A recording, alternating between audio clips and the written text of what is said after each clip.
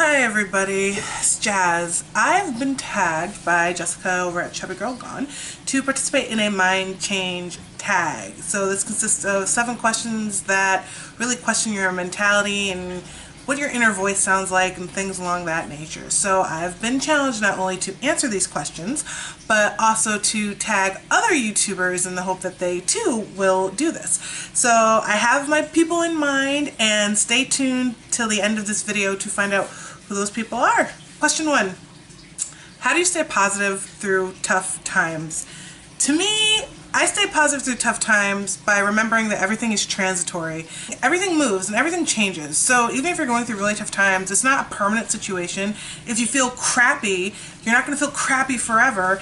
And you also understand that the only reason why you can feel crappy is because you felt happiness before. Because you go through tough times, it makes you appreciate the good times all the much more. It's one of those things, right? It's like a differential opposition where you have one thing that is defined by its opposite. So tough times, easy times, tough times.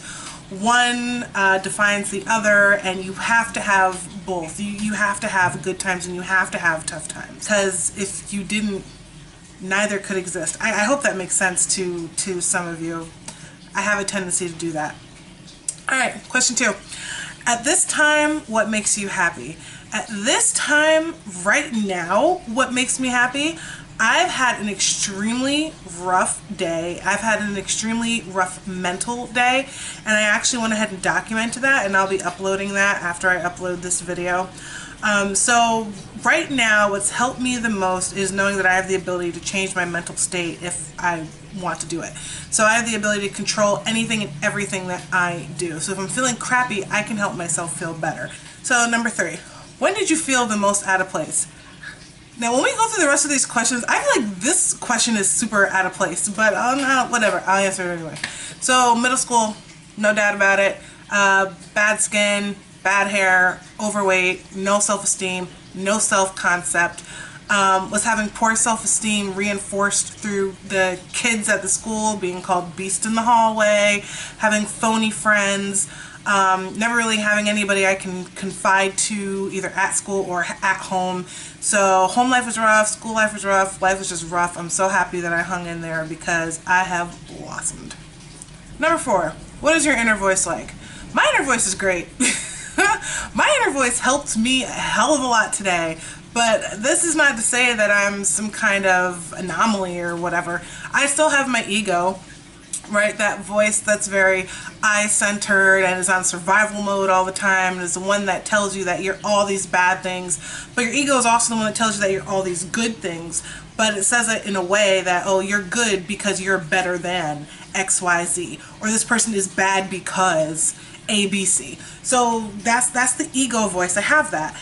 But then I also have, Jazz, my higher self, and then the other entities that I work with, and yep, I'm a woo-woo girl, so that's what I do, who help me, who push me, give me nudges towards certain ways of self-discovery, towards new information, being super supportive, giving me clear, concise information. I do have multiple inner voices, and they're all necessary. Like, you have to have an ego. Like, as a human being, like, you have to have an ego.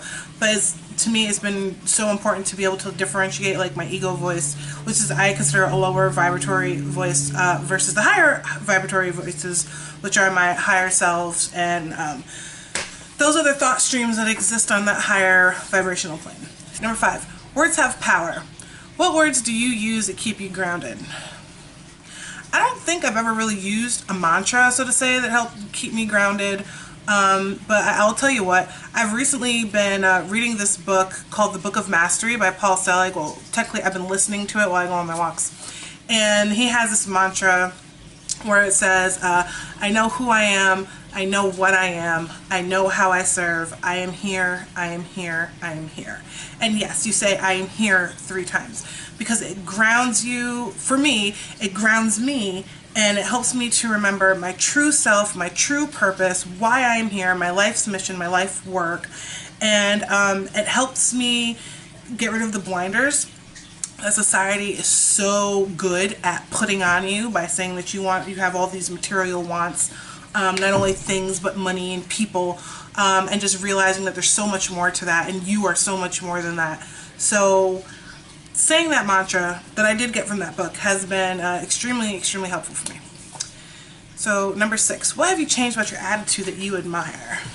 I have learned to listen. I have learned to listen to myself. I have learned to be compassionate to myself.